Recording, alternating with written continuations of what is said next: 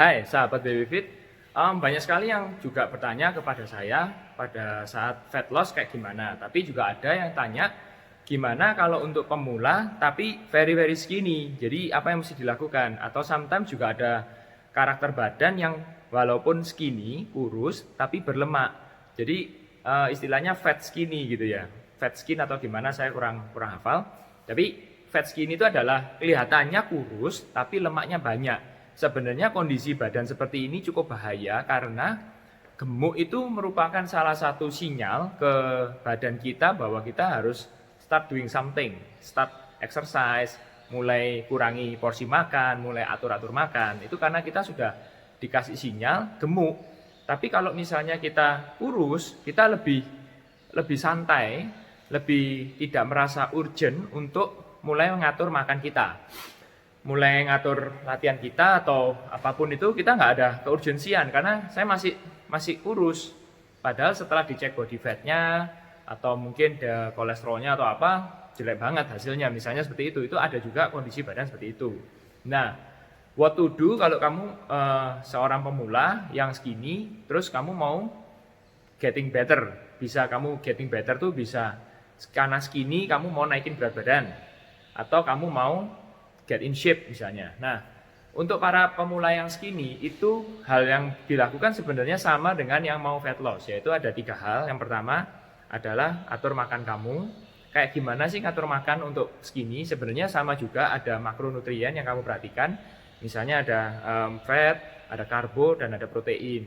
Nah, cuman memang porsinya kamu boleh tambah. Misalnya dari karbo kamu, beras merah bisa kamu naikkan, atau dari protein kamu bisa kamu tambah. Istilahnya kamu perlu mengisi kalori kamu ke badan kamu lebih besar daripada yang kamu lepas sehari-harinya. Nah, dari sisi nutrisi, banyak sekali yang berpikiran bahwa kalau saya kurus, saya mau menaikkan berat badan, saya ini makan sebanyak mungkin dan boleh jorok istilahnya. Saya boleh makan burger, pizza, soto, rawon, semuanya yang berkalori banyak, mayones dan sebagainya itu boleh makan. Well, memang tidak ada larangan ketat untuk makan makanan seperti itu, tapi kenaikan berat badan kamu tidak bergantung pada tanda petik jorok makanan yang berkalori tinggi seperti ini, tidak. Tapi lebih bergantung kepada otot kamu yang meningkat.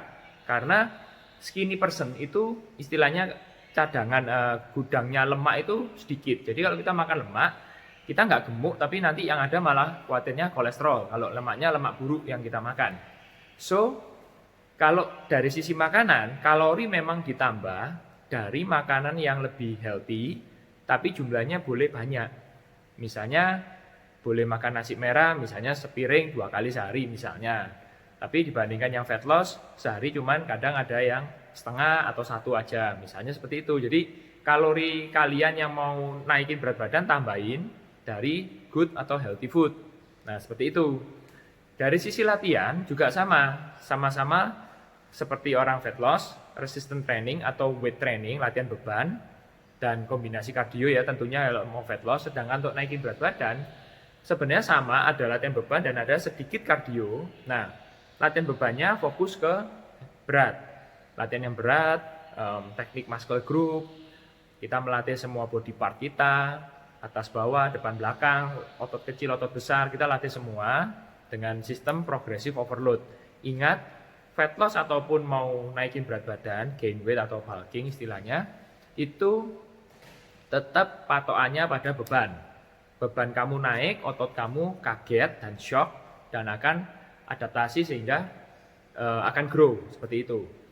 Lalu kalau dari sisi kardio, itu kenapa walaupun orang skinny tetap perlu kardio, karena kamu perlu mengimbangi dengan latihan stamina kamu. Jadi masih ada exercise untuk pernafasan kita juga.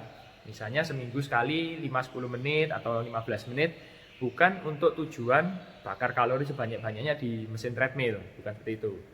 Yang ketiga adalah kamu perlu memikirkan rest kamu, karena pada saat latihan yang berat seperti ini, otot shock dan dia otot-otot ini butuh recovery cukup pas gitu ya. Dari sisi waktu misalnya usahakan bisa tidur 7-8 jam sehari misalnya, atau misalnya tidak memungkinkan bisa di split 1 jam siang misalnya, malamnya berapa jam. Diatur supaya otot yang kita latih ini ada waktu untuk recovery. Nah, kemudian juga penting untuk istirahat di dalamnya latihan. Istirahat di dalamnya latihan ini bisa antar set, restnya jangan terlalu pendek. Pendek itu misalnya setengah menit, tapi usahakan bisa rest minimal 1 menit sampai 1,5 menit sebelum angkatan berikutnya, sehingga otot kita cukup fresh dan bisa ngangkat lebih bagus dan lebih kuat. Karena goalnya adalah go heavy dengan form gerakan yang benar. Kayak gitulah. Kemudian kalau misalnya butuh tambahan, suplemen is good enough asal nutrition kamu, workout kamu, dan rest kamu sudah bagus, maka suplemen bisa membantu. Suplemen apa? Misalnya ada suplemen seperti weight gainer, itu juga akan membantu kamu untuk mempercepat proses penambahan berat badan kamu. Nah, ingat, penambahan berat badan itu tidak bisa kita patok seperti misalnya 1 bulan naik 3 kilo, 5 kilo, atau 10 kilo. Jangan bermindset seperti itu, tapi lebih ke arah kamu foto diri kamu di awal, kemudian lakukan latihan, lakukan perbaikan terus dari sisi makan, latihan, istirahat, semuanya. Sampai 1 bulan, kamu cek badan kamu. Melalui foto tersebut bisa, atau bisa mungkin dengan ukuran kamu, misalnya lengan bicep kamu bertambah atau tidak, misalnya seperti itu. Jangan terlalu berpatok pada berat badan. Bisa jadi kamu gain muscle cuman like 2 kilo, naik cuman 2 kilo, tapi secara penampilan itu tampak lebih buff, lebih berisi. Itu bisa saja. Jadi bagi orang yang fat loss juga sama. Kalau kamu sudah mulai latihan beban, diet teratur, maka mungkin berat kamu akan tampak tidak ideal. Misalnya berat tingginya 170, berat ideal tertulis rumusnya mengatakan 67, 68 misalnya. Tapi ternyata beratnya 72. Hanya saja saat dilihat 72-nya itu tampak lean karena ada massa otot, seperti orang dengan berat mungkin 60 sekian. Bisa jadi seperti itu. Jadi yang ingin saya sampaikan adalah berat badan sudah mulai tidak relevan pada saat kamu sudah mulai latihan beban yang teratur, diet yang teratur. Begitu juga dengan penambahan massa otot. Bisa saja kamu hanya bertambah 1 kilo, 2 kilo sebulan, tapi lebih buff, lebih tegap, lebih berisi. Itu sangat mungkin sekali. Jangan sampai kita bermindset sudah usaha 1 bulan ternyata cuma naik 2 kilo, berarti usaha saya sia-sia. Jangan seperti itu.